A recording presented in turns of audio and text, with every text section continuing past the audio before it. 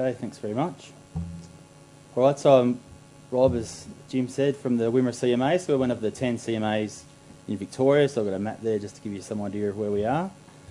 Basically, I thought I had about 20 minutes, but I'm notorious for having lots of slides, so you'll have to try and keep up as I scroll through them. But basically, I was just going to talk very generally about our 4 sort of broad approaches to engaging landholders in our region, why we chose MBIs, I guess a little bit about how we went about it, how our delivery process works. We use some workshops in our delivery process and talk about 2 of the tenders that we're running and some stuff about what we've learned.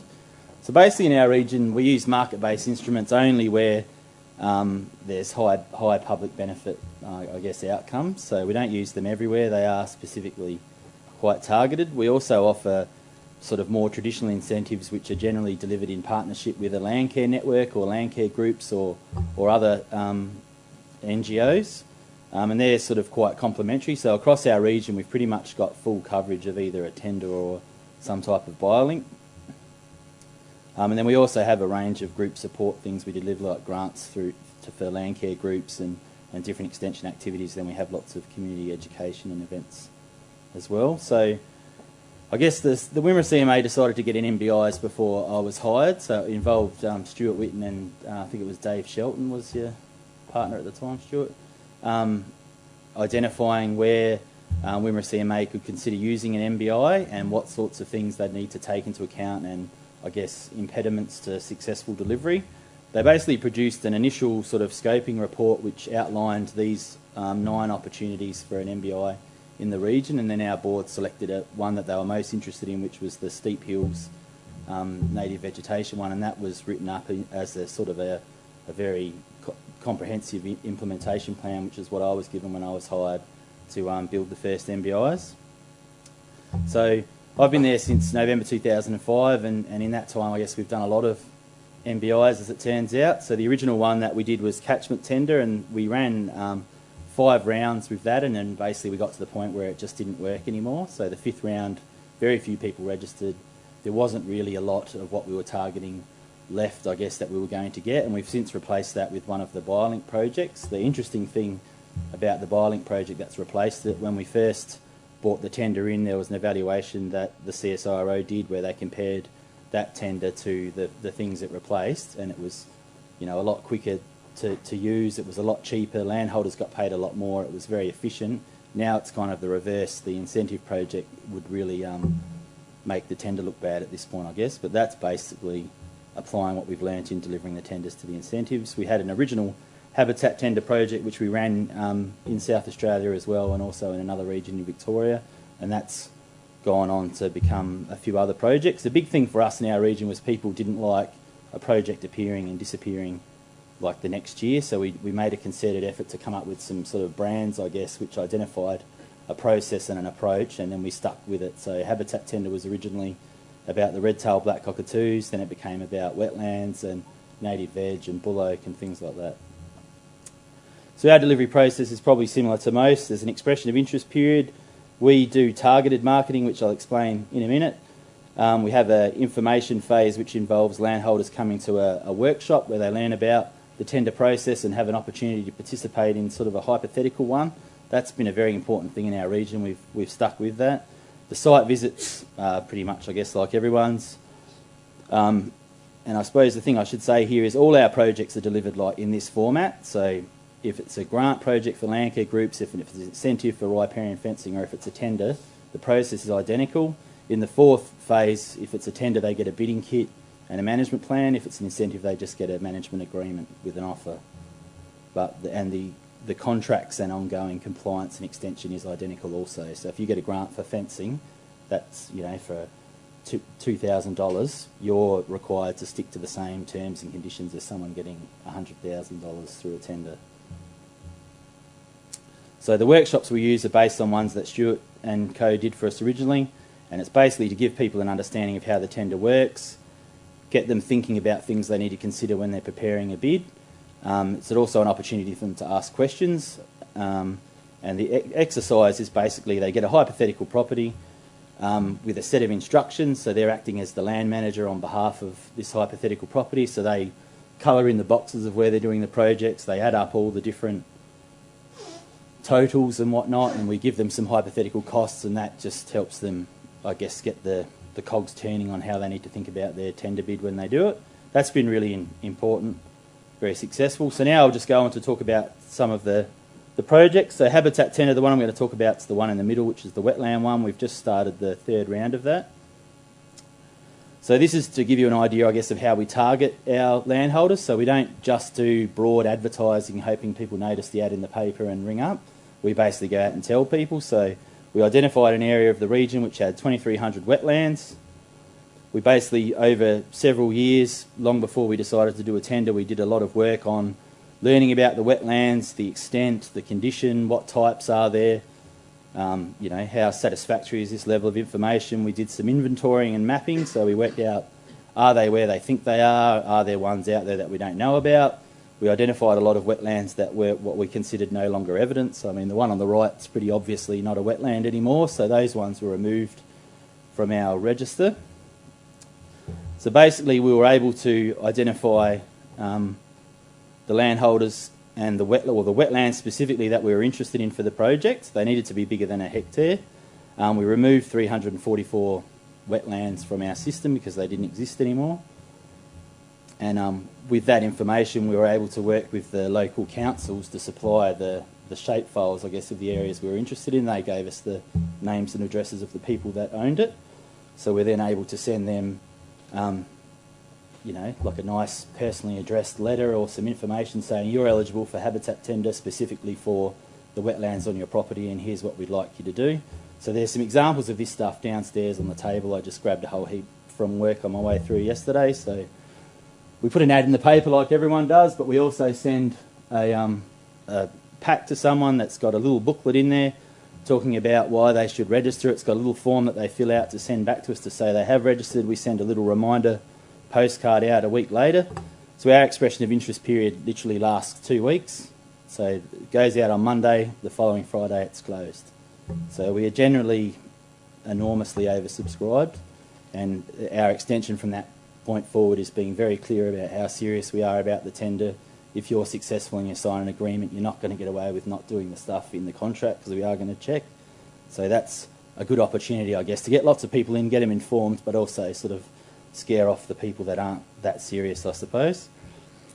So I won't talk about the metric development because that's all pretty common. So the other one I was just going to touch on quickly was River Tender. This was a project where we attempted to make the impossible happen, I guess, in Victoria, where we got all the different departments of DSE and some CMAs together and all worked together to build a project rather than having all these things happen separately. It actually went pretty well. So it ran in our region, North East CMA and Glenelg Hopkins. North East CMA had had a couple of river tenders before. This isn't the same as those. So where this one was interesting, I guess, the River Health Department of DSE has always been quite good to work with, but there's also been a lot of criticism about how unscientific they are sometimes. So they sort of threw the challenge out to other parts of DSE. Well, if we're going to do a project for connectivity, you go and show us what connectivity is. So we basically picked 5 species of animals for our region. The Arthur Riley Institute was engaged to build a species distribution model for each of those animals.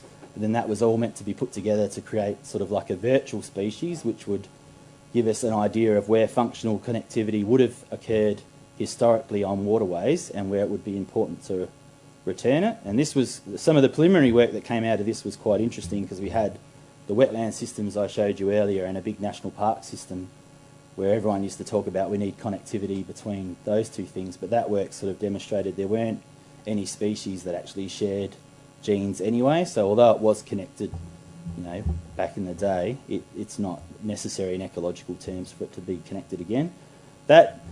It was all cool. They hired sort of these supercomputers to run these models, but it didn't ever really exactly work out the way we wanted. So we switched to this other thing, which I think was called CircuitScape, was it, Michelle? CircuitScape, is that what it's called? Yeah. So it looks impressive, but it's as simple as basically it pretends that the landscape is like an electronic circuit board or something, and they pick a point here and a point somewhere else, and it's like it runs an electrical current through the existing veg that's there, and it's basically giving you a map of where the best connectivity is from one point to another. So this was incorporated into our metric. Wasn't what we asked for, but it was something cool that we got, which that's kind of what this industry is like, isn't it? You hire someone for something and you get something completely different. But so it's been useful. The good thing about this was we had a 5-year community bird monitoring program running, and we'd made some conclusions from that bird monitoring data, and some of this work supported what the bird monitoring data had said, so it actually kind of really added value or added support for the community observing things and us using that in decision making. So I guess to start summing up, although I've got a little bit to go on with at the end, I guess, so yeah. How much time have I got? Well, we've got to finish this session by about yeah. 15 minutes. Oh, beautiful. Talking and discussion. Okay, good. So I guess what we've learnt, so I've been involved in almost all of the tenders. Recently I've been in a management role, so I'm not actually the one delivering the tenders anymore. That's Glenn, who's here with me, has been doing them lately. But I guess what's important, having had some experience working with other regions doing tenders as well, is you've got to use the tender or an MBI where it's appropriate. A lot of people just think it's the new way to deliver grants and you can use them anyway, but that's really not the case. An important thing in our region was that there was a very clear message from the community that they were sick of a great project happening and then, it was successful, people enjoyed it, and then, let's go find the next cool thing to do. People were really over that, so we made a very concerted effort. If we're going to roll out a project, it's got to happen multiple times or we're not going to do it. It's got to be adapted locally, so there's been a lot of talk about, can we have a big statewide tender or can we have one that covers a whole region? And my personal opinion is you really can't, because within a region there's quite different demographics and different situations, and one thing doesn't... You could apply the same tool across the region, but you'd need to brand it and deliver it slightly differently depending on who the audience is. The good thing about our targeted marketing approach is in some of our areas where there's a high sort of lifestyle property ownership, the people don't live in the region, they're usually living in a town out of the region. So if you put ads in the local paper saying, get some money to protect this patch of bush, they don't see those ads anyway. Whereas if you mail it through the council records, it's going to the person's home and they know they're eligible. And we've had people participate that have been in London. We've had an elderly couple that are in a nursing home that are never going to return to their property have participated and been successful. So it's been great. Catchment tender, it was more than 50% of the people didn't live in our region, and that was the real barrier to stuff that was meant to be happening for years not happening. The other big thing is, and this is, I guess, this supports my position on the targeted marketing as well, if someone's eligible for a project, they should know that they're eligible. So you need to tell them they're eligible. You can't hope that they'll notice it in a paper. If they want to participate, they should be able to, and it should be equal opportunity to do so whether you live locally or not. Timely practical delivery is important, so there's no point saying to someone, don't buy in extra lambs this year to fatten on that patch of native grass, why don't you protect it if it's going to take them 2 seasons to find out that they're successful in protecting the grassland or not. So it's got to be very timely. So the best we've done is just over 3 months to deliver a round. The average is probably 5 months. So we've just started some rounds at the end of June. We'll deliver them, the contracts will all be signed and first payments will be gone by the end of November. If we haven't hit our target or if we've got money left over, we'll just start again in January and we'll all be finished by the end of the financial year. There's also, my experience has been people sort of sit around and wait for perfect information or some, clever, cool thing like the species distribution model thing to happen, but it very rarely comes off on time. So I figure you're just better off starting with something and then incorporating what you think of along the way in the next round. And delays waste money, which is better spent on improving works. And don't reinvent the wheel. It sort of always surprises me how people will just go off and spend all this time and money developing something that's already developed. So these forums are important. I reckon everyone should just take what others have done and use it for themselves. Some stuff that's happening currently. So we're at a point in the CMA where we've done lots of them. We're pretty comfortable with them now. We want to sort of go back over them and finesse them a bit. So Stuart's team's working with us at the moment to review our tenders at the moment in terms of, are they performing well? Are they meeting our objectives? Are we selecting, are we designing them correctly for what we're hoping to achieve? How are they performing compared to other things or alternate things? So the focus of the evaluation is going to look at MBIs and a few other things. the three main questions, I guess, is that are our programs built on clear targets and are we meeting the targets? Is the most appropriate mechanism being applied, and does the design and delivery of the mechanism meet industry best practice? That's kind of my instruction from my board, I guess, is to be operating at best practice or be setting best practice. So this is part of that. Another part of that is we've hired a procurement and probity company to come in and review my department at the CMA to ensure that everything we're doing is in line with all other sort of legislative requirements and best practice. So we've got a mechanism that goes out and procures services. Is that being applied, appropriately? So yeah, I guess moving forward, we've got the CSIRO stuff to sort of think about and incorporate in the design of our next stuff. We've got the probity and procurement stuff to include.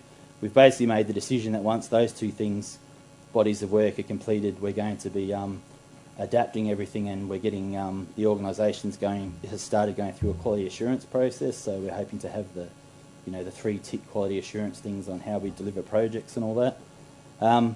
There's been some discussion internally with our planning team around a soil health MBI. This is partly because I did take some time off last year and I built a soil health MBI for another agency, which went well, but I'm not sure yet if that's really something that's appropriate, but that's definitely on the horizon. And yeah, that's probably about it.